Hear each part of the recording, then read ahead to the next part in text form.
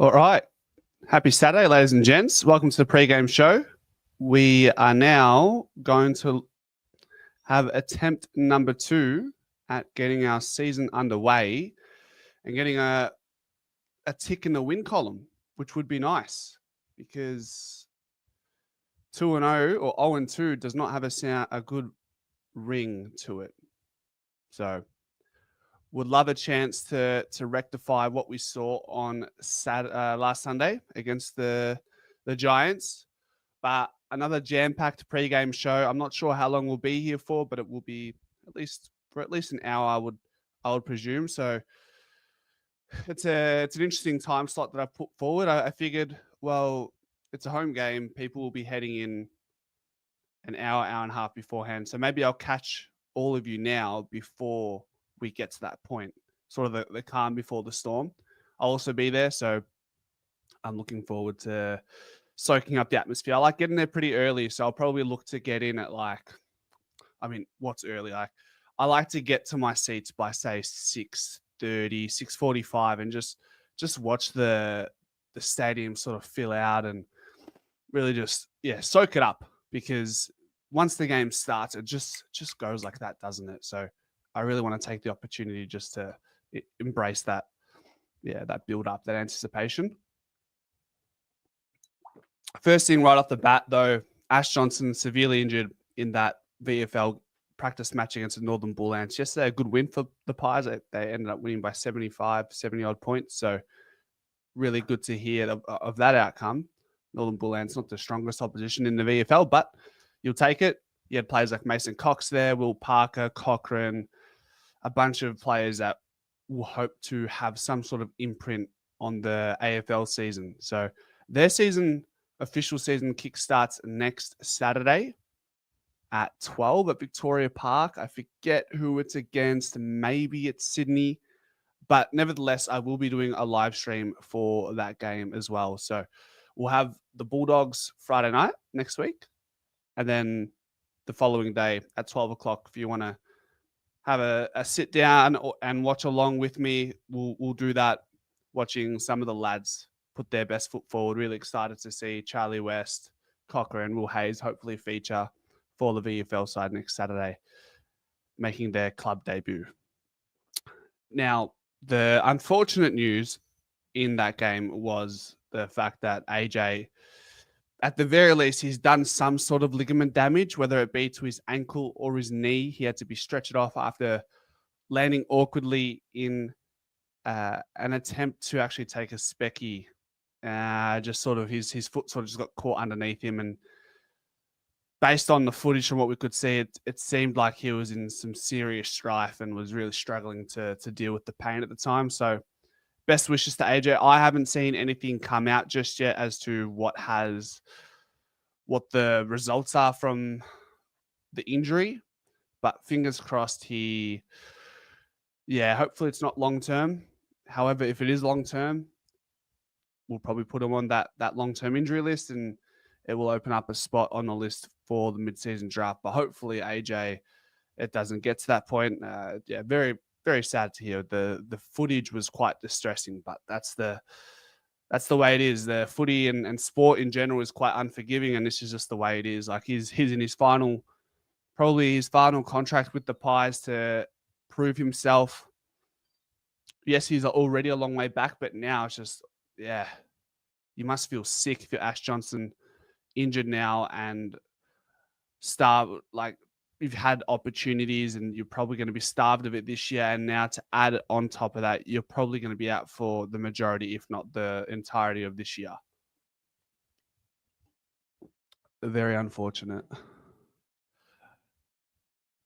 So what we'll do is we'll go into the first topic of the first thing to run on the agenda for the pregame show is what we don't see that the coaches do with Ed Allen. So pumping out that video yesterday and just sharing my thoughts, I was sort of impartial, or trying to remain impartial, as when it comes to what my opinion is on the matter of dropping Ed Allen. Now, we'll probably know more in the next couple of days as to whether it was genuinely an omission but it seems like it is because he's the carryover emergency from the VFL game. He's listed as an emergency. If he was injured or being managed, he wouldn't be an emergency, and moreover, he wouldn't be the carryover emergency. Someone else would have been that if that was the case. But what we don't have as fans is access to around the ground footage behind the goals, where you can see his running efforts, his repeat efforts. Is he changing pace? So multiple people brought to my attention in the comment section that people that were at the game had noticed that his two-way running wasn't good enough and seemed one pace at times, which you could probably see the one paced element on the broadcast from time to time, but not being able to see, is he going back the other way harder than he is going forward? And then maybe his how quick he was to dispose the ball at times. Maybe they want him to break the game open with the speed that he actually does possess. He won some sort of speed test in a draft combine in his draft year. So he's not slow. He does have some sort of athletic attributes in that sense, but he's hasn't found a way to utilize it yet. It's disappointing for him to be dropped after one game. We all thought you'd probably persevere with those type of plays, but he's clearly broken some sort of team rule when it comes to what the expectations are in game. The effort, the pressure, the desire, all these, the accountability. He must have crossed the line somewhere where it's just not acceptable. It's not up to par. But God, could you make the same argument for Pendlebury and other players in that game? I don't know. But it still makes way for another young player in Ned Long. He'll probably get the start. Now, he was the sub. I'm saying it makes way for Ned Long in the way that I think Ned Long will start in place of Ed Allen's position. I think Lockie Sullivan will be the sub. Ned Long's 22. Ed Allen's 20 going 21. So it's still an age bracket that we're able to go, oh, well, look, we've still got Ned Long. I was just watching that Geelong game, and you're really starting to see the youth come through there. So I'm sure the conversation as the year goes on will be, well, at what point for Collingwood? But I've navigated around that conversation because I don't want to buy into that just yet. I'm still optimistic looking at how hard the preseason was, how many players just from when you listen to the S&C team talking about how all the players are smashing PBs on the field when it comes to the conditioning side of things.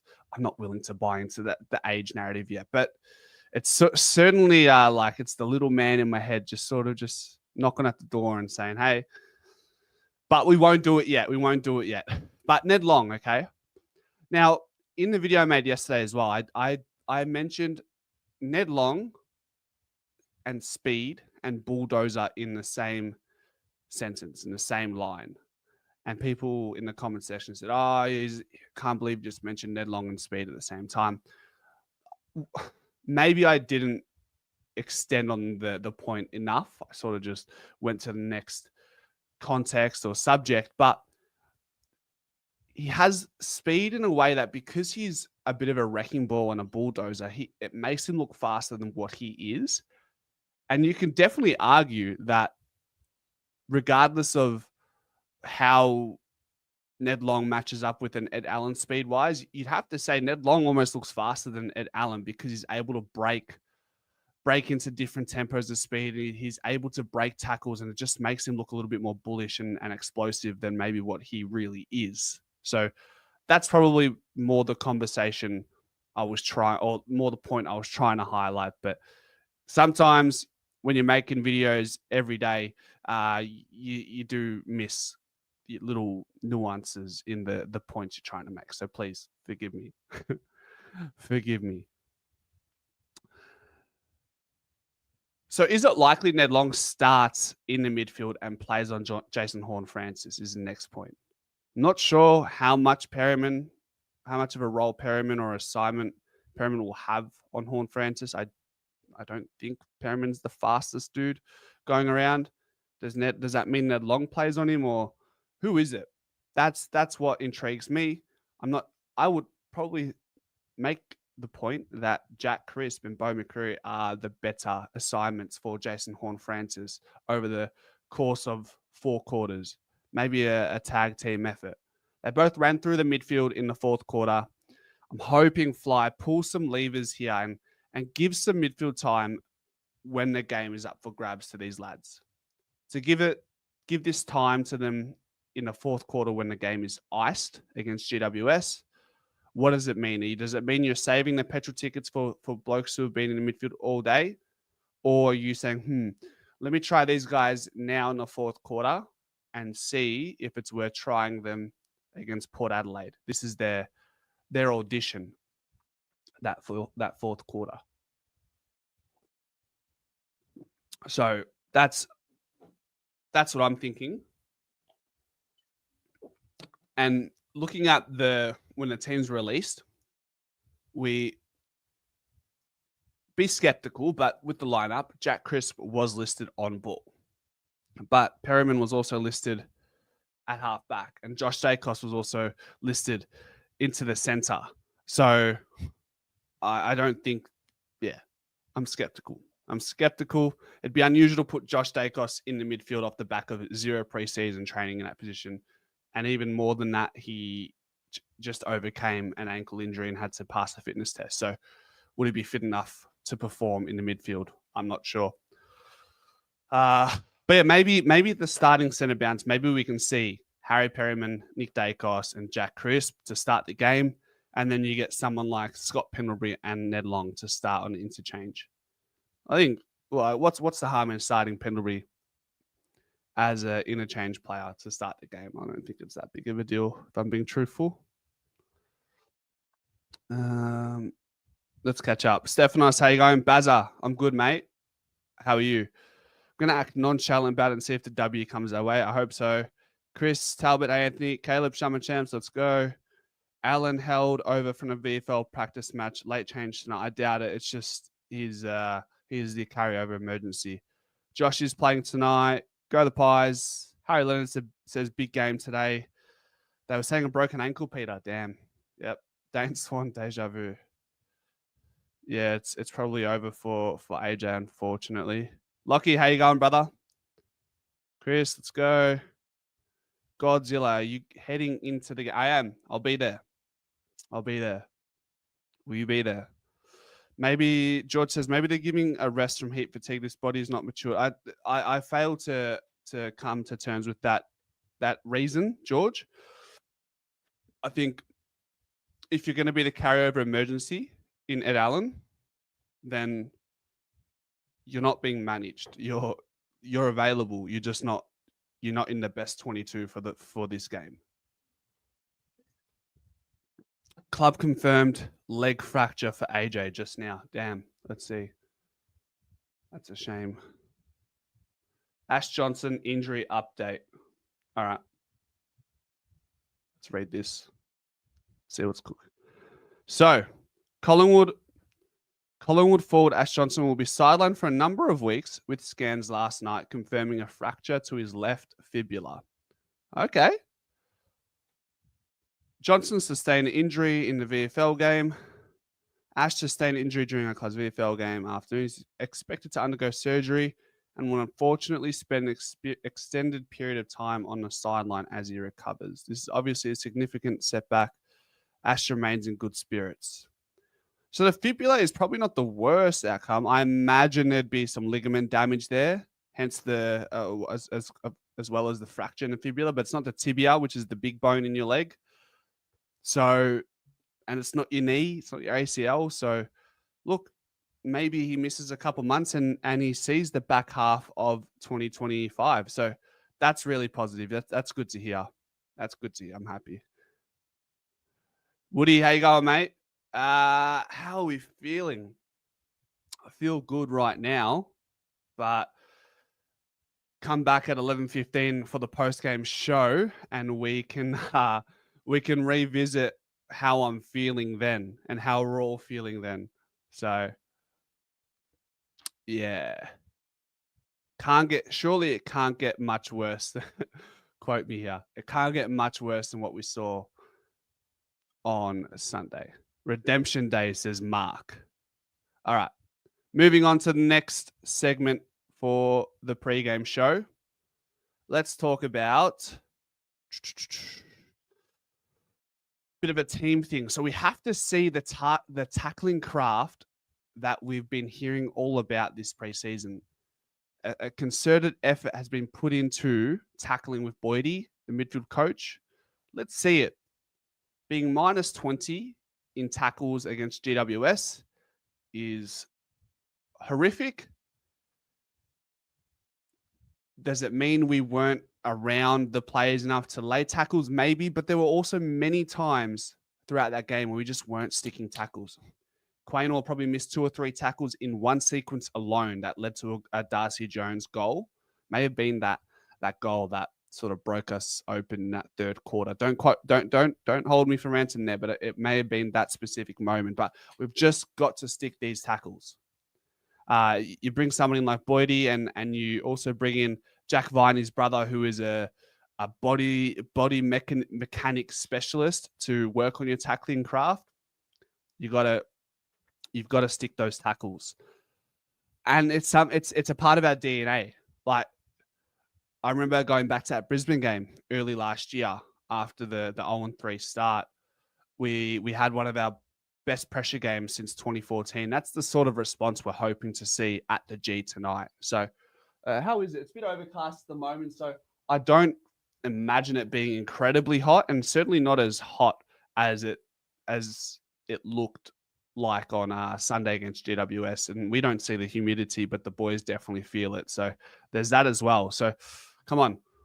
We also got killed in the defensive half. So for you footy nerds out there, GWS scored 64 points from defensive half, kicked 10 goals, which is unbelievable. That's 4 goals more than what the best team does for the course of the year. So the best teams average between probably 6.5, 7 goals a game. That's what the best teams are doing. They kick 10 goals in the one game.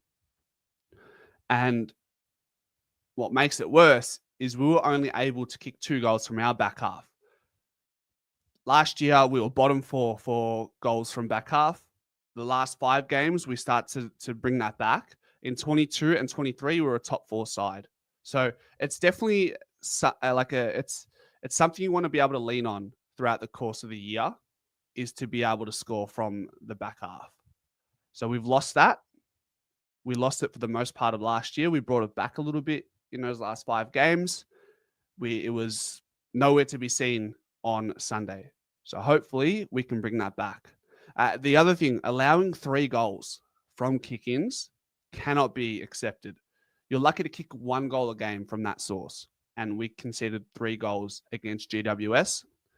That's the hardest position to score from in a game as a team. To start your score launch from a kick-in, you as an opposition should be licking your lips and hoping to solidify, repeat for inside 50 entries, forward half territory when another team has a kick in. It shouldn't be an opportunity where GWS are licking their lips, bringing the ball in from their kick and say, hold on, we can kick 2, 3, 4 goals from kick-ins. Let's make the most of it. And they did. So that was disappointing to see. Very disappointing, wasn't it? What else are we saying? Nakos better not cramp tonight. Hey, just quietly, of all the games I've been watching so far, everyone has had players cramp. It's just because we lost in that fashion and because the game got blown out in the last quarter, that narrative was definitely blown out of proportion. Why have we stopped with the chaos style football we won a flag with, says Aaron. I think we're going to see it a lot more tonight. I think Flyers, he's hinted at it in his press conferences. I think we're going to be more assertive. Training, you see a lot more effort or more of a focus on the handballing drill. So take that as you will over the course of the week. I think we'll find a better balance between going long and trying to move the ball quickly. Sometimes when you bring in a completely different looking forward half with the 3 big M's, of course, the way you try to or attempt to bring it up forward is going to look different. But what's important now is how quickly can we take that feedback and go, all right, well, we went long too many times and it's just, we're going to have to change it up. We're going to have to find a balance between what we do best and something we're trying to add to our game. Right, last 2 night, the MCG players slipping over all night. Hey, good point, Manny. If Fly does not tell the boys to put on the proper boots and I see them slipping all night, I will flip.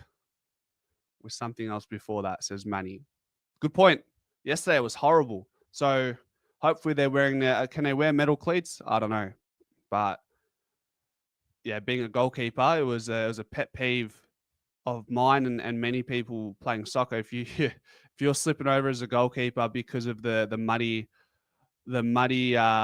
texture of the ground in your goal square, it would be considered a critical mistake that typically leads to a goal. So we should have the same standard and expectation to make sure players in playing footy AFL bring 2 or 3 pairs of boots to the game to make sure they're wearing their long stops or their middle studs or whatever it needs to be, because that's unacceptable. I couldn't believe my eyes yesterday. Peter says, the first 10 minutes will tell us if we have learned anything from last week. I'm expecting a tackling and pressure frenzy. I reckon we'll get that. Peter. Rangatang, am I going to the game tonight? I will be there. Will you? Tomo, g'day, mate. How are we? Long stops, says Manny. So, the shining light. A little bit of, let's dabble or sprinkle a bit of optimism here. We still had 27 shots against GWS, which is more than enough opportunity to put your name in a raffle to win a game of footy. At 3/4 time, GWS had 18 scoring shots. We had 17. Ultimately, the difference was GWS were more clinical and were able to transition the ball, which gave them probably easier looks on goal. But looking at expected score, we were minus 32 on our expected score. So we were expected, according to Champion data, to score 84 points. We ended up with just 52. So it's not all doom and gloom. If we take our opportunities, we stay in the game. If Lockie Schultz kicks 1 or 2 of his goals, if Tim Membry doesn't drop a chest mark early in the game, if GWS don't apply pressure like fucking rabbits on, you know what? It could have been a different game. But unfortunately, GWS defended like their lives depended on it, and we kicked at the goals like it didn't matter. So that was the difference. But that is the shining light. We had 27 shots. It was only 18-7 scoring shots at 3/4 time. Just take your chances, and you're always a chance. Good kicking is good footy.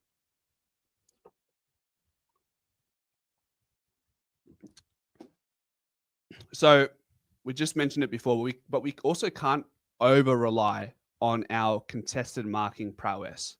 We kicked long each time, hoping for one of the big M's to clunk a big mark. We do need to understand that we can't overappreciate the contested marks as a big part of footy these days. It's relatively, in the grand scheme of things, it's a small part in the game. You only take last year the Bulldogs took 12 contested marks per game. They were the number 1 contested marking team in the league. They took 12 marks inside 50, so they're probably taking maybe 3 to 5 contested marks inside 50 based off that information. So yes, you also can make the argument that, well, sure, you may not be taking more than 10 contested marks per game, but these players are bringing it down. Yeah, that's definitely a point to be made. But generally speaking, it shouldn't be your bread and butter. It shouldn't be something you rely on. You look at Carlton against Richmond. They were horrible going inside 50. They had Mackay in there. They had Camp. They threw Jack Silvani there at times late in the game, and kicking and hoping for one of your big lads to take a contested mark is not going to win you. It's going to lose you more games than you'll win if you play that way.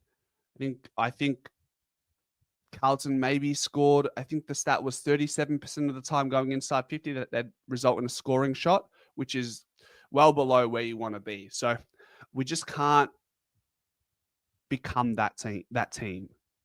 You don't want to have to be able to depend on it. It's a bailout at times, and it's a different avenue to goals to be less predictable. Look at the Hawks yesterday. They played with one tool. They played with Mabior Chol. Historically, in the last 5-10 years, we've played with 4 smalls in our forward line, and that's how we've operated best. We won a flag with Myercheck as our main forward in that grand final. McStay played his role in that prelim.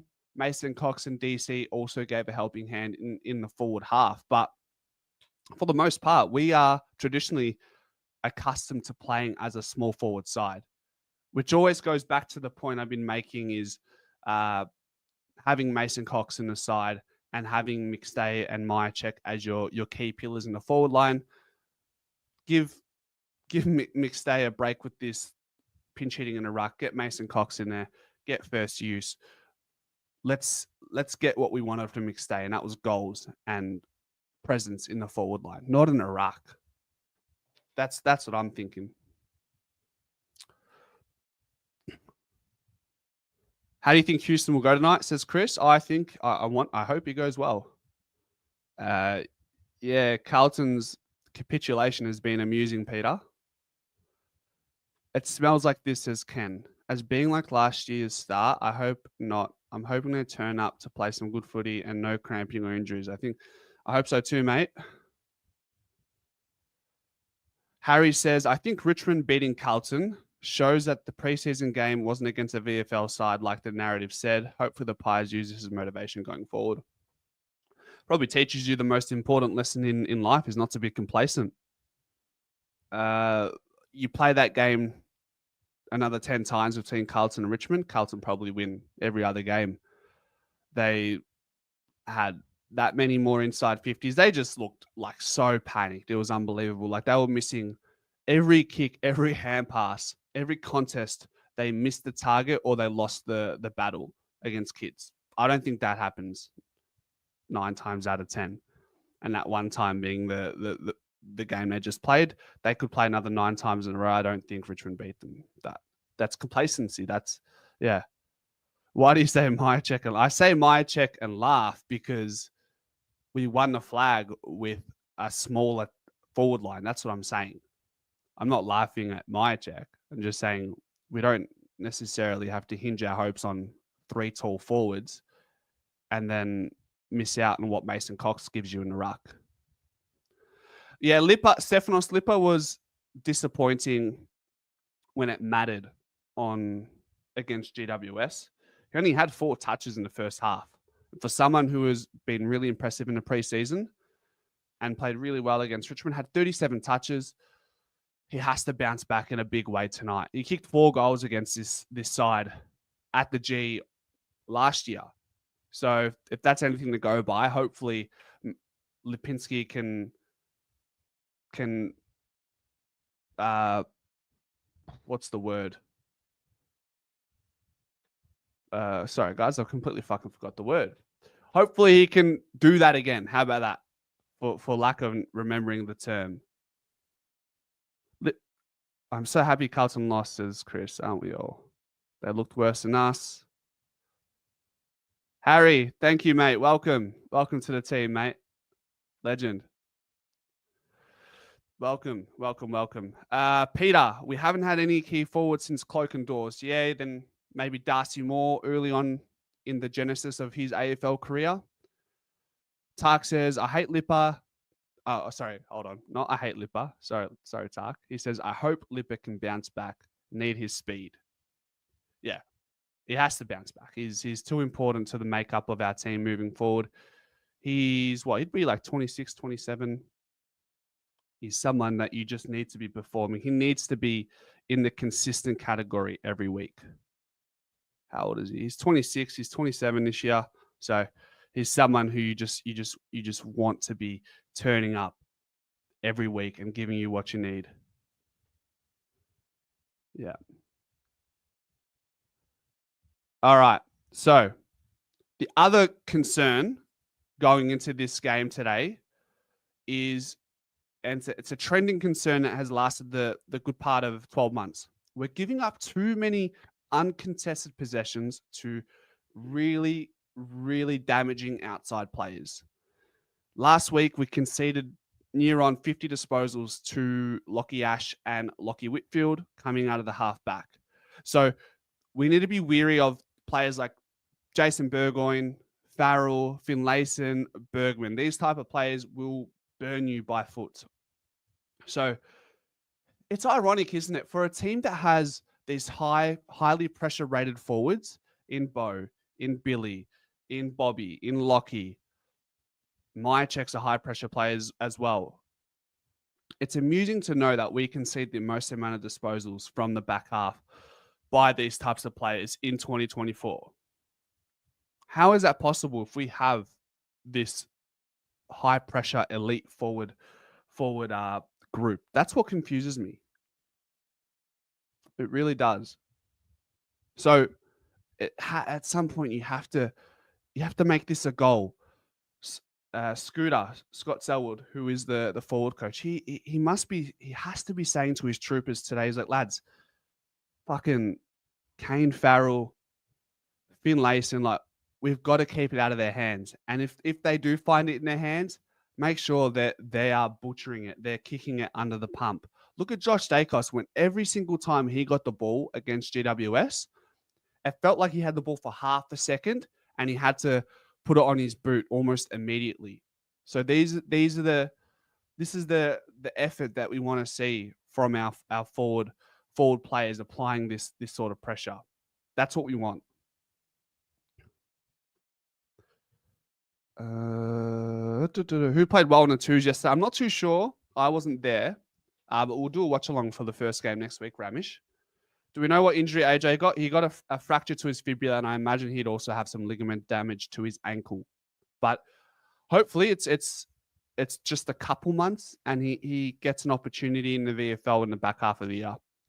I think the point of Collingwood being a small forward orientated team is not talked about enough. It will take time for players to change their inside 50 mentality.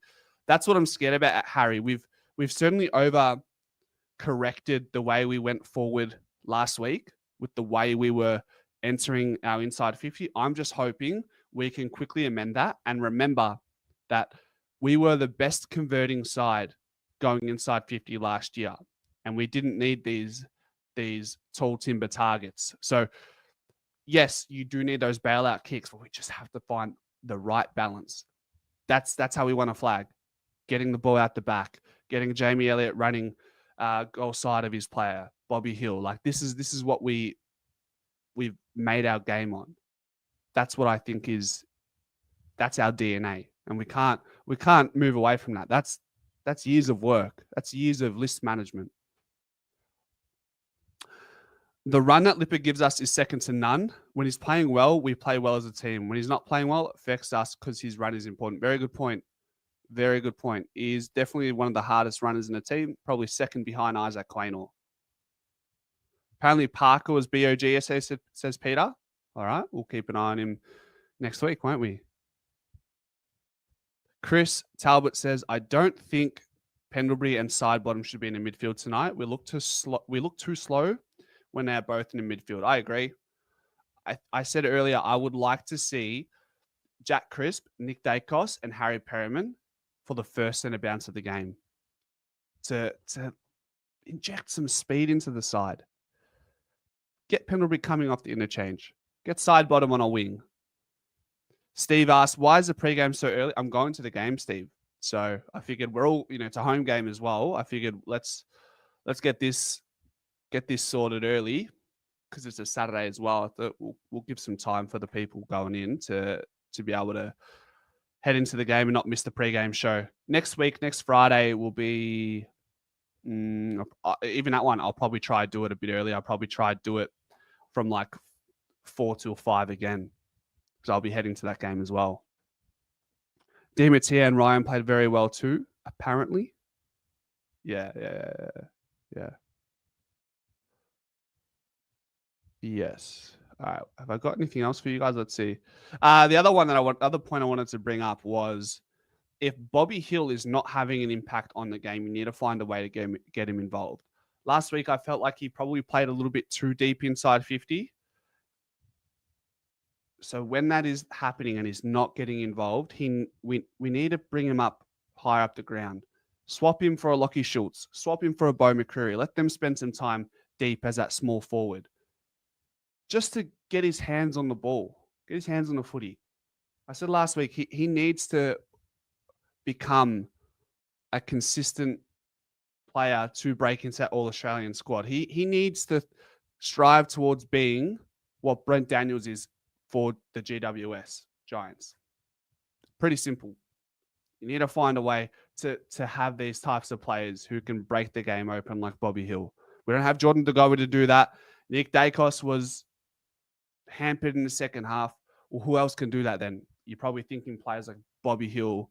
Like if you think about genuine game breakers or that open up the game for the Pies that can do that, I've got Bobby Hill, Nick Dacos, Jordan DeGoey. I'm looking at our list, and that's fine to have 3 of those players. You can't have half a list that can do that. But these really impact game-breaking players, we've probably got 3 of them. So you've got to use one of them and maximize their output where possible.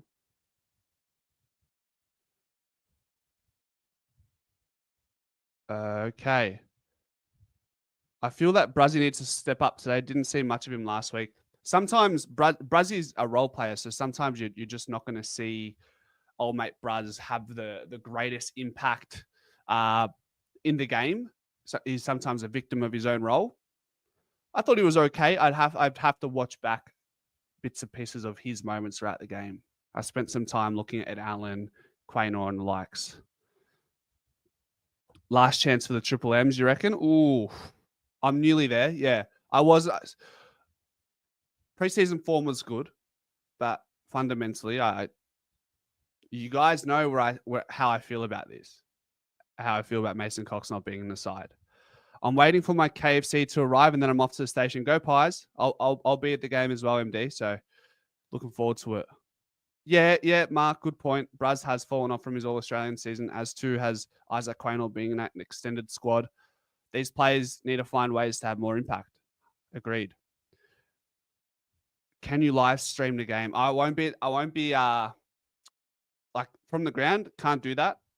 Don't have the streaming rights. But also I'm going to the game. So if you're asking, can I live stream it from home? I can't, bro. I'm sorry. Steve-O will be streaming the game. You're a YouTuber, Steve. I guess everyone's a YouTuber these days, right? On Twitch. So pumped to see Houston and Josh Dacos off half back. Well, yeah, we've been begging for it, haven't we? And finally we get to see it. How good. T Mello asked, Sullivan sub? Yeah, I think so. I can't see anybody else being a sub. Can you? I'd be surprised if you're going to drop Ed Allen. I'd be a head scratcher if Ned Long is made the sub. Sullivan comes in and gives us a bit of ground level contest and grunt, and he's got a good tank on him. So, and he's being rewarded for a good preseason. He's done well in every way. He doesn't really like catch you by storm. Doesn't like grasp you by the hips when you're watching him train. But you look back at, okay, how did he go throughout the preseason? You just look back, he didn't really do much wrong. And he had some good moments. And he can play forward. He's versatile. He can play forward. He can play in the mid. He can play in the wing. You stream the games on Twitch. There you go. Do you think Nick will get the tag tonight? Asked Chris. Probably. Whether it's a tag or just a run with Willem Drew, we'll see. We'll see. Yeah, it's disappointing though, isn't it? Because I'm pretty sure this game won't be on Channel 7. Which is, I don't know. Rick, I saw your comment, mate. I saw your comment. I could care less how to pronounce opposition players' names. Radigolia. There you go. I'm telling you, mate. It's look, that pronunciation is wrong, but sometimes my words get mixed in my mouth because of the Invisalign that I'm wearing at the moment. So I'm still getting used to wearing them. So sometimes I sound like a spud. It is what it is. Have to keep Jason Horne-Francis under control tonight. Yep. Keep the horny one under wraps, says BT. That's what we need to do. All good, bro, Rick. Rick Cusolito. Cusolito, is that right? Am I pronouncing that right? AFL care about money more than fans, especially with KO increase. Look, the good thing about KO is I'm glad that they at least have good commentators on. Matt Hill, even I was listening to the Fremantle and Geelong game just before. The lineup was all footy players there, but it was at least there was no BT or Kelly Underwood. Perfect, says Rick. Beautiful, mate. Beautiful. Sidey should be playing more up forward on a wing, not in midfield. Bobby needs to be playing more up forward, not so deep in the forward line. The goal coming in will make a big difference. Go Pies. Maddie and Missy, haven't seen that name in a while. Hope you're doing well. Yeah, it'll be interesting to see how we utilize Pendlebury and side bottom tonight. Where'd Sidey play? He played a little bit in the back line, didn't he, on the weekend? Didn't play a lot in the midfield. Played on a wing. So we'll keep a close eye on that, won't we? Yeah, I'm going, man. I'll be there. Are you going? Hopefully it doesn't look too hot out there. So that's good. That's a good one. Lockie says, what I hate about KO is Buckley on it. Buckley is on it. You don't like Bucks, Lockie? I don't mind him. He's okay. I've seen and heard worse. All right, we're in some. This water bottle is leaking more than our backline in 2024. What's going on here? We need to fix that. You see, when I see a problem with a leaking bottle, I address it pretty quickly, and that's what we hope the Pies do with our leaking backline. There we go. How's that? See? That wasn't too hard. Nah, Mrs. Birthday, so a few bevies and some takeaway. Music, swimming pool, beauty. Beautiful. What type of takeaway are we saying? Kelly Underwood by far the worst. Yeah, I wouldn't say BT is too far off it either, to be honest. What he and Eddie did to Mick was terrible. Is that what you're saying? Terrible? Lock? He's a backstabbing a-hole. No, mate, still hot. Yeah, look, it's hard to make a judgment when I've been inside all day hiding away, so I can't tell. She wants Chinese. Come on, mate. You're Italian, brother. Do better. Do better.